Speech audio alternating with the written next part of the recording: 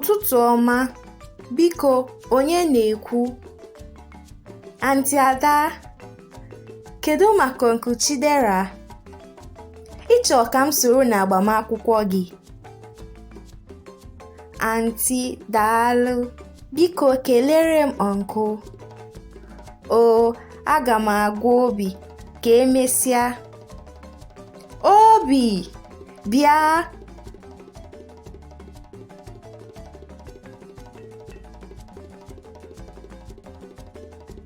Ije, ọ gịnị? Aunty Ada na Uncle Chidera na-agba akwụkwọ.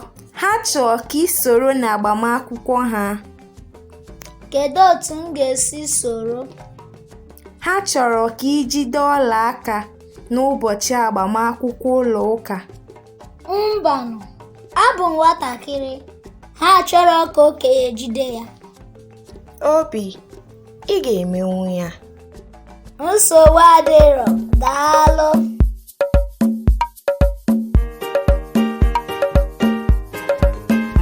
Nne nnọọ, nọdụ na-azụ ike. Daalụ, nkwụgharị anyị kwụgharị taa. Ebee ka Ije na Obi nọ? Ha nọ n'azụ ụlọ. Ije, Obi. Papa anyị na-abịa. Mama, nnọọ. Mama, gịnị dị n'akpa ndị a? Mama, ihe agbamakwụkwọ Aunty Ada ka ị zụtara? Anyị na-eji ịgba nkwụ ha n'obodo echi.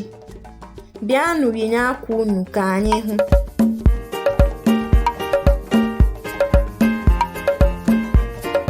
Akwa nke a amaka, Mama, daalụ. Akwa nke m dịkwa mma, Mama, daalụ. Obi, ị malụ mma nwoke dị ka nna gị.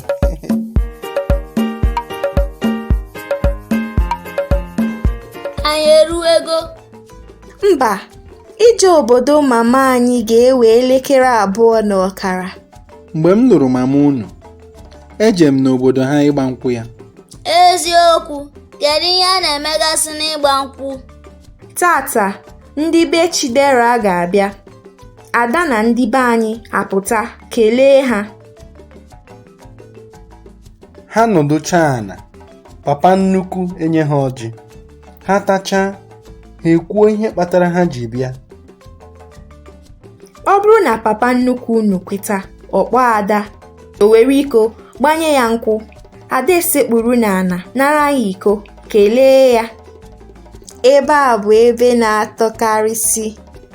Ada ga-ewerezi iko ahụ chọọ Chidera.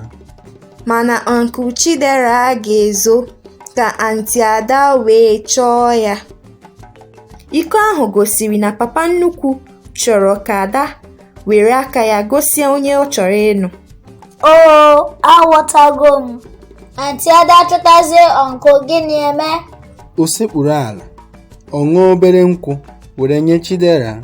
Chidera ṅụọ obere, ya na Ada kwụlụzie ọtọ jee n'iru papa nnukwu unu. Ha abụọ esekpuru ala, papa nnukwu enye ha ngọzi. Ngọzi? Ọ ga-agọzi ha na ndụ ha na-akwado ibi. Onye ọbụla akụ aka, gbaa egwu, rie nri, ṅụọ mmanya, nwee ebe aṅụrị. Papa, biko jee ngwa ngwa ka anyị jee nwe aṅụrị. Anyị erugo. Ngwanụ.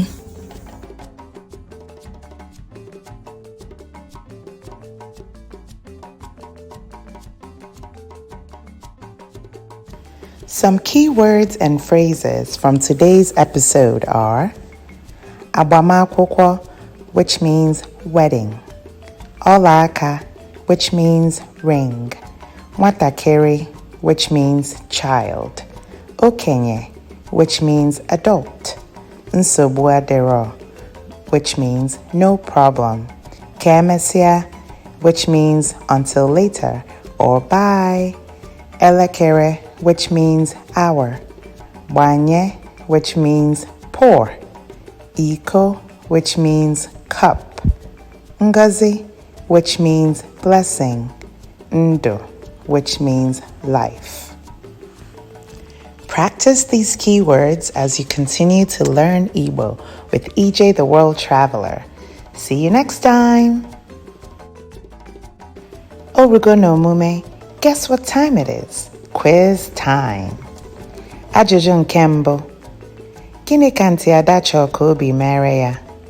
What did Aunty Ada want Obi to do for her? Aunty chọrọ ka Obi jide ọlaaka n'ụbọchị agbamakwụkwọ. Aunty wants Obi to hold the rings, be the ring bearer on her wedding day. Ajụjụ nke abụọ. Gịnị ka Papa nnukwu Ije and Obi gbanye n'iko? What did Ije and Obi's grandfather pour in the cup? Papa nnukwu ha gbanye nkwụ n'iko. Their grandfather poured palm wine in the cup. Ajụjụ nke atọ. Gịnị ka Papa nnukwu Ije and Obi nye Aunty Ada na Uncle Chidera? What did Ije and Obi's grandfather give to Aunty Ada and Uncle Chidera? Papa nnukwu Ije and Obi nye Aunty Ada na Uncle Chidera ngọzi ya. Ije and Obi's grandfather gave Aunty Ada and Uncle Chidera his blessing.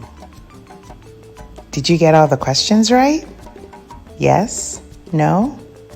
Watch the episode again to see what you may have missed, all in Igbo.